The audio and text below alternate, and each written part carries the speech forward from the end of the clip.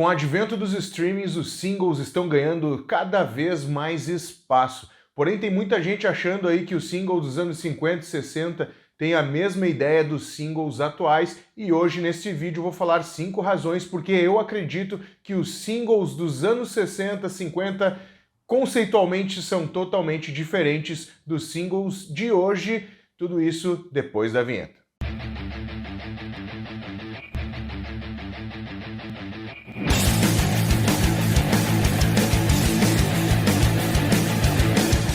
Fala, Disconnectors, tudo numa boa? Marcelo Scherer na área, espero que esteja tudo bem com vocês. Antes de iniciarmos o nosso papo aí sobre os singles, cara, quero te convidar a entrar na plataforma desconecta.com.br, a plataforma que conecta a comunidade de colecionadores de discos. Entra lá se você tem alguns discos para vender na sua casa, cadastra eles lá no portal, e também se você é colecionador, passa por lá e adquira-os, tem vários, já estamos com vários itens bem legais, entra lá e confere.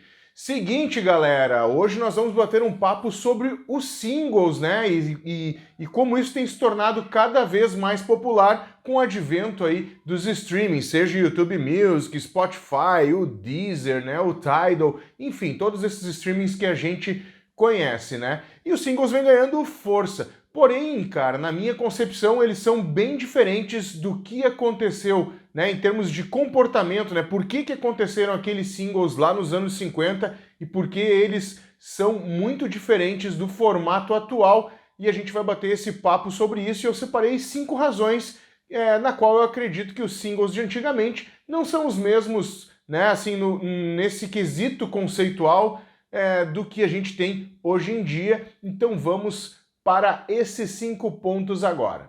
Ponto número 1, limitação tecnológica. Isso mesmo, cara, lá nos anos 50 e 60, cara, a gente tinha limitações da própria tecnologia de época, né? Ou seja, a gente tinha aí os singles no formato bem pequenininho, como a gente conhece hoje, e o produto ali, né, a mídia era feita de cerâmica. Isso porque não existia outras tecnologias que permitiam a gravação de música num formato maior, que coubesse mais.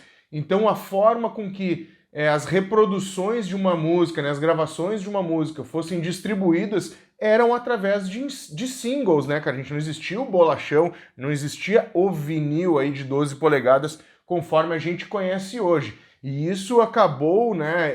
Essa era a tecnologia da época. Este era o formato com o qual a gente conseguia distribuir a música lá nos anos 50 e 60. Então, essa é uma grande diferença pelos singles atuais. Hoje a gente não tem limitação de espaço como a gente tinha naquela época.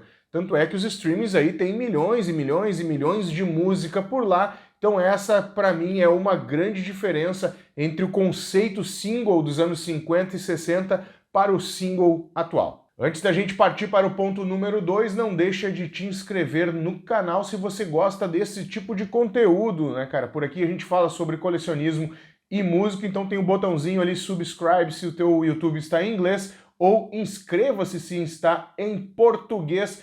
Vamos à razão número 2. Os singles nunca foram populares no Brasil. Isso mesmo, cara, é isso que você está ouvindo, né? A venda de singles, né, a bolachinha pequenininha de 7 polegadas nunca foi um hype no Brasil, né? As pessoas nunca se interessavam por comprar isso. Talvez uma grande razão para isso seja a questão socioeconômica que a gente tem no país, né? Então você comprar um single de 7 polegadas acabava meio que forçando você a não comprar um disco inteiro, né? O álbum completo de uma banda, né? Justamente por questões daqui, né?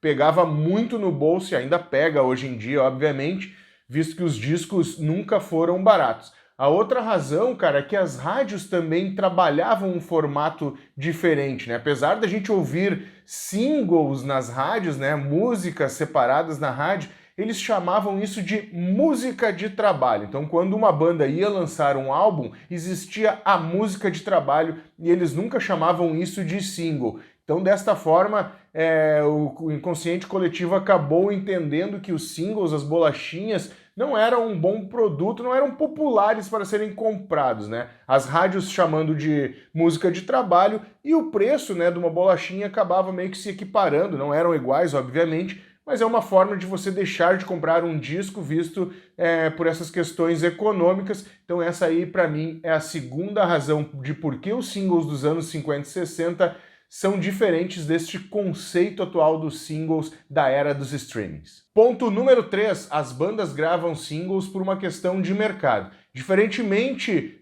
da época dos anos 50 e 60, que obviamente tinha o mercado envolvido, cara, agora as bandas acabam gravando singles porque é deste formato que o consumo está sendo feito hoje. Lá nos anos 50 e 70, se você se lembra do ponto número 1, a gente tinha aí uma questão de tecnologia, né, cara? Só cabia uma música, a gente só conseguia reproduzir e distribuir uma música gravada neste formato de single, né? Hoje em dia não, hoje as bandas, quando elas vão gravar um single, elas pensam numa história que elas precisam contar e estarem sempre em contato com a sua base de fã. Então elas acabam escolhendo os singles justamente por isso, né, cara? Porque você consegue ir aos poucos largando uma música e se relacionando com a sua base de fãs.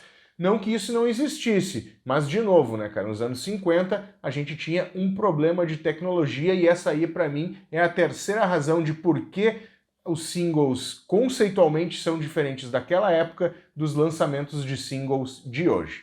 O quarto ponto é o consumo instantâneo da música. E explico, cara. Galera mais nova de hoje acaba querendo consumir muitas coisas ao mesmo tempo e a música, de uma certa forma, entrou neste ritmo, né?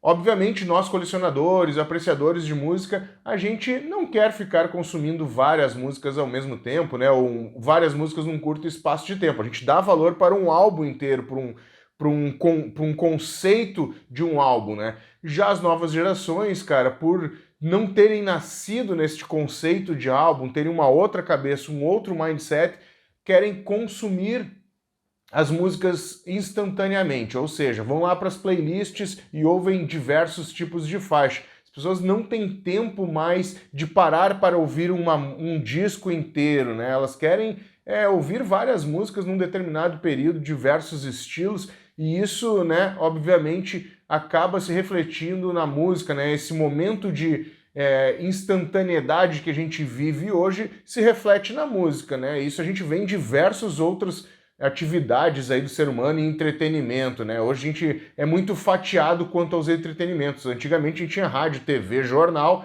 e acabava por aí um cinema. Hoje é cinema, série, YouTube, streaming, games, né? Que é uma grande força e essa geração acabou nascendo neste formato, né? Consumindo diversas coisas e o consumo acabou sendo instantâneo, né? A gente não tem mais aquele consumo em profundidade, mas sim várias formas de consumir, várias coisas, itens para se consumir, mas de forma rasa, né? Então a profundidade deixou de ser um quesito e a instantaneidade entrou no lugar. Último ponto e o mais importante nessa discussão é que as bandas hoje compõem pensando num conceito de álbum.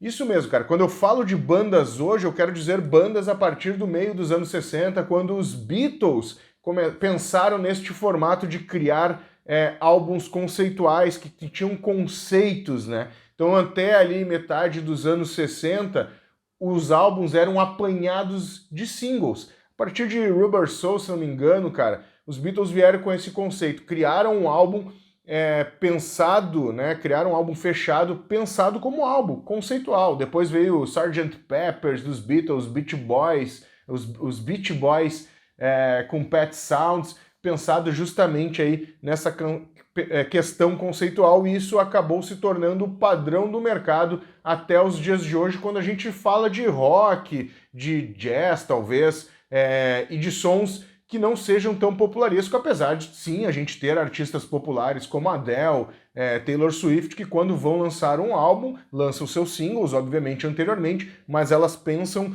o álbum como um conceito, como uma arte findada em todo o álbum, né? E não apenas numa música, como alguns artistas estão fazendo hoje. Então estamos voltando de uma certa forma, não conceitualmente, mas estamos voltando a alguns formatos de singles, onde os artistas vão largando os seus singles e não pensam mais um álbum fechado, e quando for lançar um álbum, muito possivelmente vão ser um apanhado destes singles. Então, principalmente o rock, que tem essa questão muito forte de conceito de álbum, acaba gravando, né, os artistas desses estilos acabam gravando os discos com conceitos fechados de álbuns e não apenas numa música. Então, esse é um ponto super importante para nossa reflexão de hoje, né? As bandas, elas pensam deste formato, né? Elas não pensam como nos anos 50 e 60, onde a limitação tecnológica fazia com que os discos eram lançados em singles, e depois nos anos 60, quando veio o disco de vinil, aí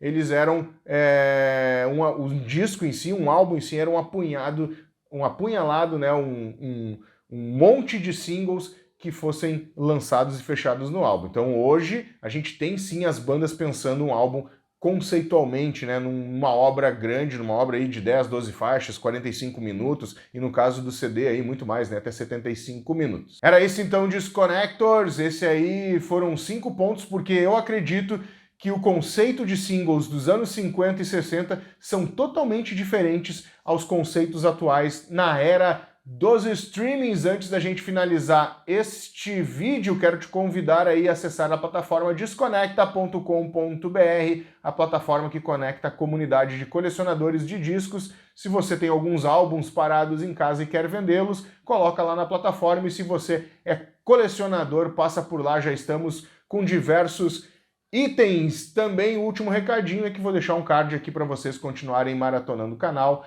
e até o próximo vídeo.